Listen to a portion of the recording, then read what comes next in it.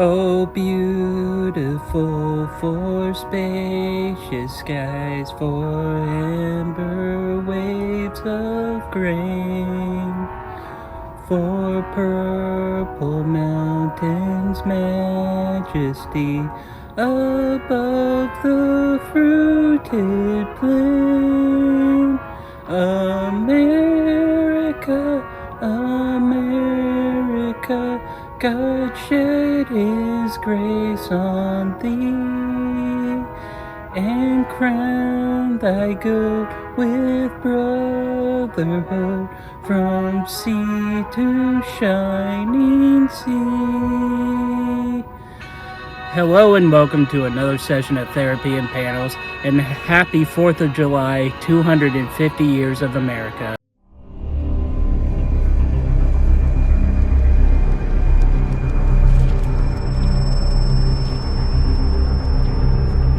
Happy 4th of July, everybody. It has been 250 years since America has been a nation. And while it has its problems, there's no place I would rather live. And for today's review, I thought we would do a special and talk about the Star Spangled Man with a plan himself, Captain America. Created by Joe Simon and Jack Kirby, Captain America first appeared in Captain America Comics #1 in 1941, months before the United States officially entered World War II. And since then, he has remained one of Marvel's most enduring heroes, representing the idea that true strength comes from doing what's right, even when it's difficult. So without further ado, let's get right into Captain America issue 109. The cover is a good one. Just Captain America bursting out of a newspaper. It's nothing like extravagant. It is a pretty homage to and classic cover that has been parodied a good number of times in media. It's pretty decent. We open with a memory Cap is giving to Nick Fury about a 1944 mission where he and Bucky took down a Nazi coastal gun battery so the Allies could launch another assault. I was actually in here to see if you knew where my phone charger was, but sure, I have time to listen to one of your war stories. The memory brings back Bucky's death. He was believed dead during around this time period, and admits he still feels guilty about being the only one to survive when he didn't. Fury points out that Steve still has his youth strength and enough stamina to make the Howling Commandos look like they skipped basic training. As you can tell, a therapist is not one of Nick Fury's specialties. Steve's response to that is saying that Captain America meant losing that scrawny kid from Brooklyn to become the living patriotic action figure that he is today. And he flashes back to the early days of World War II when he repeatedly tried to enlist in the army despite for his medical charts. He looked like if he got into a fight with a light breeze, he would lose. Luckily for him, one colonel sees determination where everyone else sees an insurance liability and offers Steve a chance to participate in a top-secret experiment.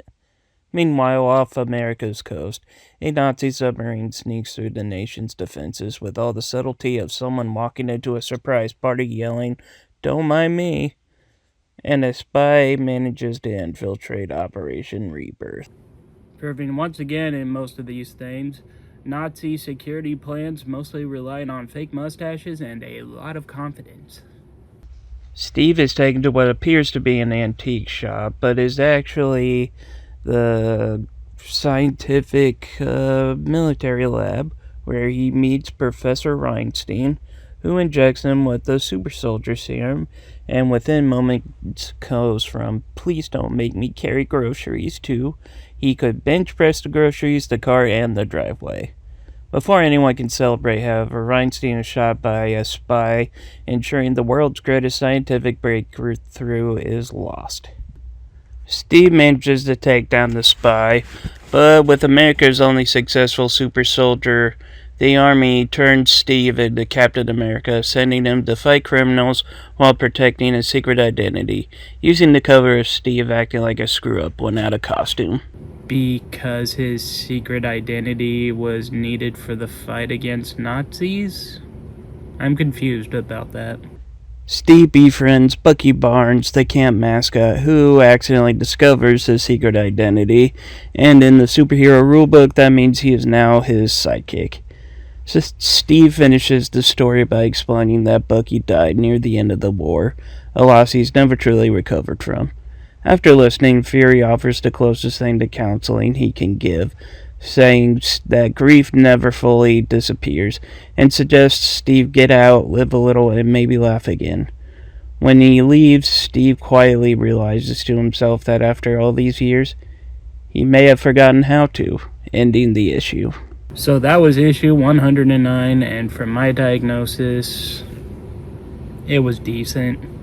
While it's not terrible, I'm not really understanding the real purpose of this book outside of it was just hard to get the original origin story copy or a reprint of it at this time frame, because all it is just a retelling of Cap's origins.